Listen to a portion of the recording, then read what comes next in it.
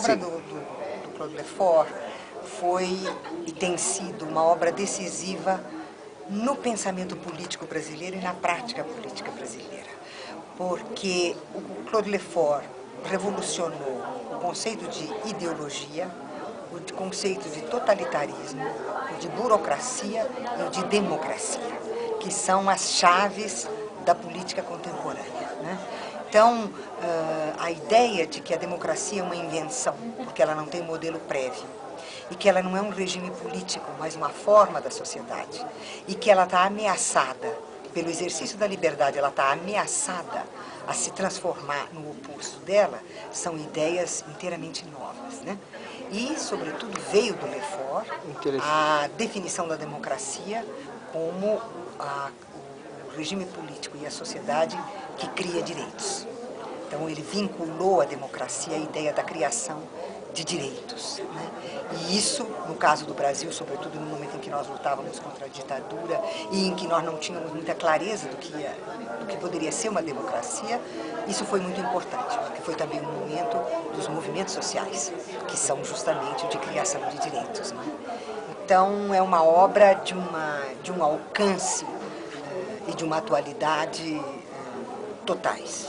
E os movimentos que ocorrem hoje pelo mundo também exemplificam essa questão? Ah, mas não há dúvida nenhuma. Quando começaram os movimentos do Oriente Médio, sim, e em particular a movimentação no Egito, sim, eu me lembro de jornalistas da CNN, da BBC, ficarem muito apreensivos, dizendo não se sabe o que vai acontecer, porque eles não têm um partido organizado, eles não têm uma oposição organizada, eles não têm um líder.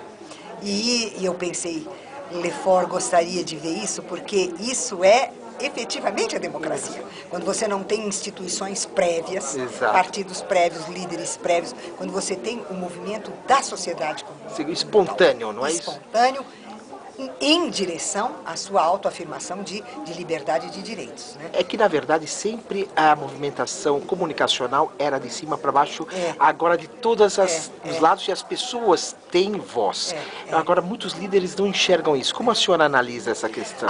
Isso é típico vamos dizer, do momento em que a liderança se destaca, se solta, se separa da comunidade da qual ela nasceu, né? E, aliás, é disso que eu vou falar agora ao comentar a posição de Spinoza com relação à democracia, que é justamente a crítica da formação de um poder transcendente à sociedade, né? E é o que normalmente acontece, o instante no qual uma liderança que se forma no correr do trabalho e do processo político se destaca disso, né? E aí se torna transcendente e esmaga ali de onde ela mesma veio. E é por isso que o Lefort dizia, a democracia é ameaçada por ela própria. Essa edição está uma beleza. Primeiro, porque foram acrescentados textos que, na seleção que eu havia feito da primeira edição, eu havia considerado que eram muito conjunturais e muito ligados à política europeia, e eu havia tirado, porque eu queria que fosse um livro de combate direto e imediato. Então, esses que se referiam mais à Europa, eu havia tirado. E mesmo no prefácio, na primeira versão, todas as referências à política francesa eu tirei, né? E dessa vez, todos os ensaios entraram e o prefácio completo entrou, e mais a apresentação que é feita pelo André. Então, eu acho que a edição é primorosa e completa, finalmente.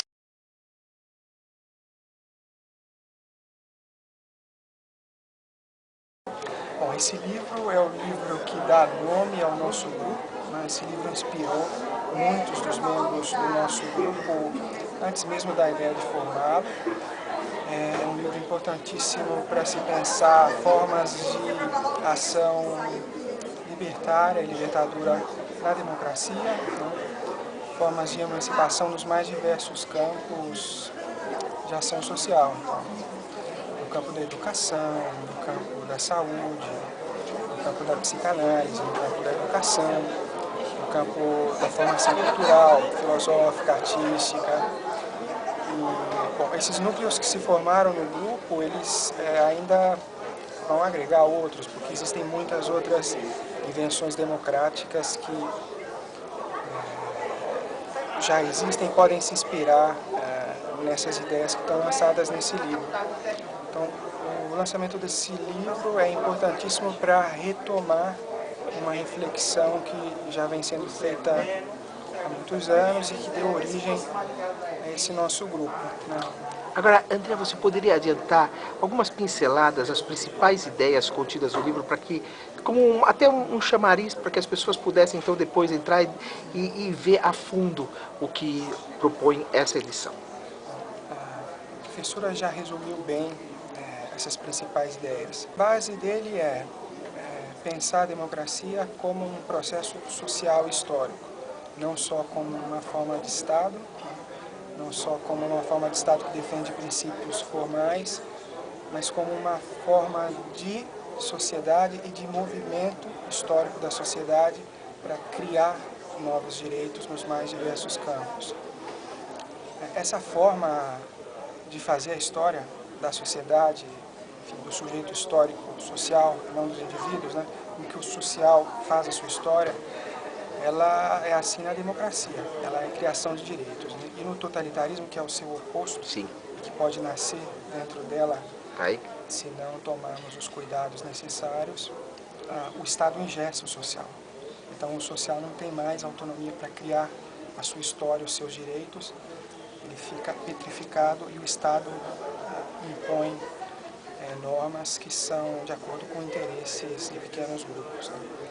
Basicamente é repensar a democracia e o totalitarismo numa chave socialista, numa chave que pensa a história num longo prazo, né, e que pensa a realidade histórica como um movimento concreto de efetivação das liberdades e de luta contra toda forma de opressão, né.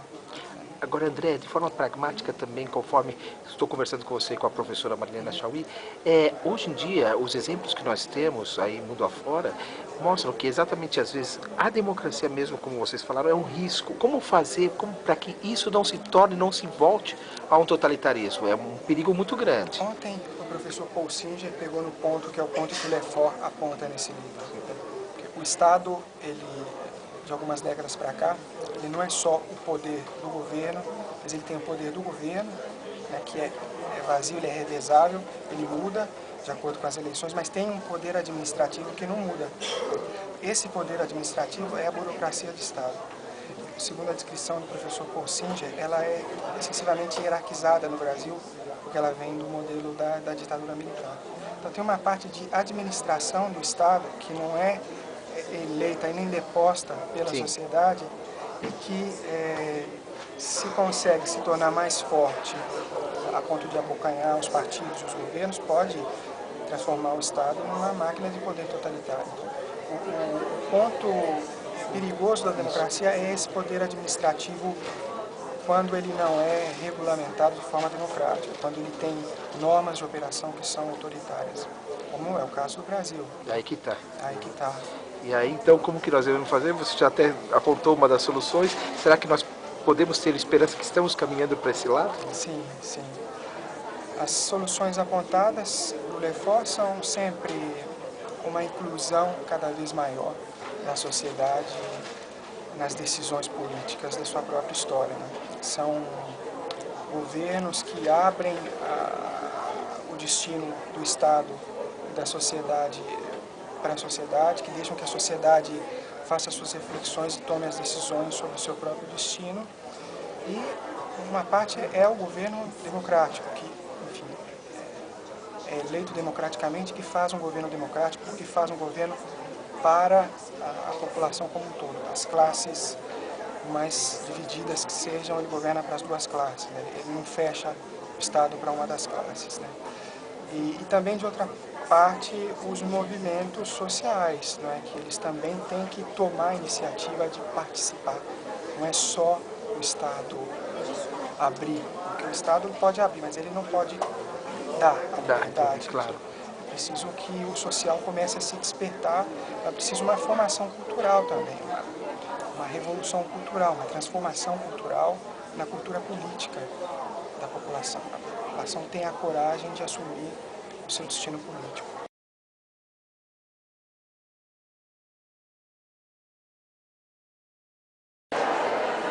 A ideia da coleção Invenções Democráticas surgiu ao mesmo tempo que a ideia do grupo Invenções Democráticas e que a ideia do NUPSI, que é o Núcleo de Psicopatologia, Políticas Públicas em Saúde Mental e Ações Comunicativas em Saúde Pública. Basicamente, a coleção Invenções Democráticas visa divulgar livros clássicos, obras inovadoras recentes, contemporâneas, do que nós denominamos invenções democráticas. O que vem a ser invenções democráticas? Na sua acepção mais geral, invenções democráticas são maneiras criativas e solidárias de desenvolver autonomia e cooperação. Exemplos: economia solidária, ou seja, formas de organizar sem divisão de classe, democraticamente, atividades de produção, consumo e atividades financeiras, não é? Nós temos também, como exemplo de uma outra invenção democrática, a educação democrática, ou seja, sem considerar que a escola, concebida enquanto dispositivo disciplinar, deva ser o centro da educação, resgatando a ideia de uma educação como uma formação cidadã, em que todos, enquanto sujeitos da sua própria história, possam ser agentes do próprio processo educativo e, portanto, ocupando as posições de quem ensina e de quem aprende, sem que essas posições correspondam termo a termo, univocamente, às figuras institucionais de professor e de aluno, não é? E assim poderia dar outros exemplos, não é? Enfim, mas a ideia básica é de que nós não temos um número fechado e finito de invenções democráticas, que as invenções se inventam a si mesmas no processo pelo qual umas descobrem as outras e se fomentam umas às outras, não é?